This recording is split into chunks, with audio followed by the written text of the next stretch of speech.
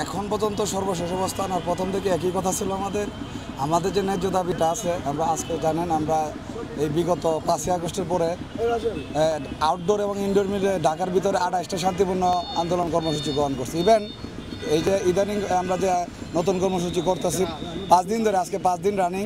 আমাদের দাবি ভাই 3টা। প্রথম দাবি হচ্ছে আমাদের নিরপরাধ যারা আছে সকলকে চাকরিতে পুনর্বহাল করতে হবে, নিরপরাধ জেলবন্দীদের মুক্তি দিতে হবে। এই দাবি অবস্থান কর্মসূচি আমাদের যতদিন পর্যন্ত এই দাবিটা ন্যায্য দাবিটা সরকার মেনে না নেবে ততদিন পর্যন্ত আমাদের আন্দোলন চলবে। এই উমদারা বিষয়টা নিয়ে আমরা অনেকেই কনফিউজ আছি এখনও, যদিও দীর্ঘ 6 মাস শেষ হয়ে গেছে তদন্ত কমিশনের কাজ। দুঃখের বিষয় অনেক বিষয়গুলো জানে না।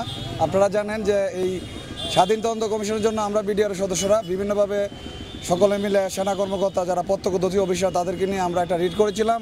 রিটের পরিপ্রেক্ষিতেই বর্তমান সরকারকে বলা হয়েছিল একটা কমিশন গঠন করার জন্য, ওনারা এক পর্যায়ে এটা না করে দিয়েছিল। যে কোনো কারণে আমাদের আন্দোলনের চাপে এবং ছাত্র জনতার চাপে মাহিন সরকারের নেতৃত্বে আমরা শহীদ মিনার যখন তীব্রতর আন্দোলন গড়ে তুলি, বর্তমান সরকার একটা স্বাধীন তদন্ত কমিশন গঠন করতে বাধ্য হয়েছিল। যাই হোক আলহামদুলিল্লাহ। কিন্তু দেখেন এখানে একটা দুয়ের লেজ বা দ্বারা একটা প্রজ্ঞাপনে সংযত করে আমাদের বিচার কার্যক্রম মানে ব্যাঘাত ঘটায় রাখছে। এখানে বলা হয়েছে দুয়ের ধারাতে পিলখানার অপরাধে সারা বাংলাদেশে যত ধরনের অপরাধ হয়ে গেছে বা বিচার হয়ে গেছে, এই বিচারটা অক্ষুণ্ণ রাখতে হবে, ঠিক রাখতে হবে। অর্থাৎ ফ্যাসিস্ট হাসিনা সরকারের যে পিলখানার হত্যাকাণ্ডটা এটা সবাই জানে।